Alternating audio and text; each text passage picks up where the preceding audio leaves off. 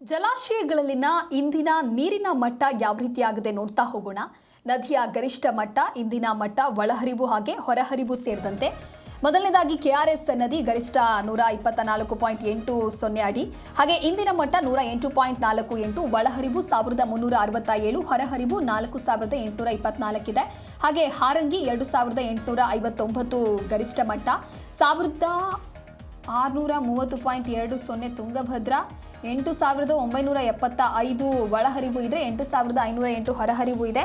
Almatti 519.60, KRS 124.80 ಆಗಿದೆ. ಕಬಿನಿ 2284, ಇಂದಿನ ಮಟ್ಟ 2273, 7008 ಒಳಹರಿವು ಇದೆ ಕಬಿನಿ ಜಲಾಶಯದು. ಇನ್ನು ಹೊರಹರಿವು ನೋಡ್ತಾ ಹೋಗೋದಾದ್ರೆ 14600.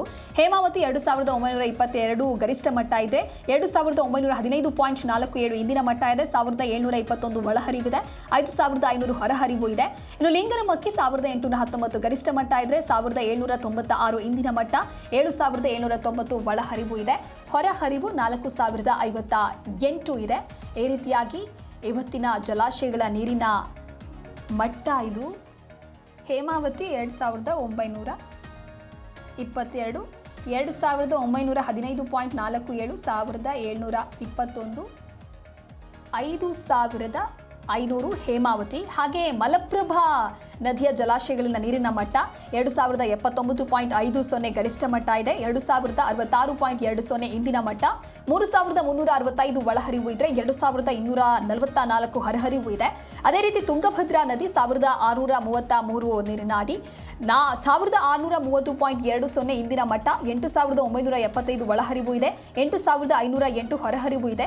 ಹಾಗೆ ಆಲಮಟ್ಟಿ 519.60 ಅಡಿ, 519.47 ಇಂದಿನ ಮಟ್ಟ, ಹಾಗೆ 30,026 ಒಳಹರಿವು ಇದೆ, 24,158 ಹೊರಹರಿವಾಗಿದೆ. ಇನ್ನು ನಾರಾಯಣಪುರ 492.25 ಗರಿಷ್ಠ ಮಟ್ಟ, 497.22 ಇವತ್ತಿನ ಮಟ್ಟ, 25,000 ಒಳಹರಿವು ಆದರೆ 20,900. ಈ ರೀತಿಯಾಗಿ ಮಲಪ್ರಭಾ, ತುಂಗಭದ್ರಾ, ಆಲಮಟ್ಟಿ, ನಾರಾಯಣಪುರ, ಕಬಿನಿ ಹಾಗೆ ಸೇರಿದಂತೆ ಕೆಲವು ಜಲಾಶಯಗಳ ನೀರಿನ ಮಟ್ಟ ಈ ರೀತಿಯಾಗಿ ಇದೆ.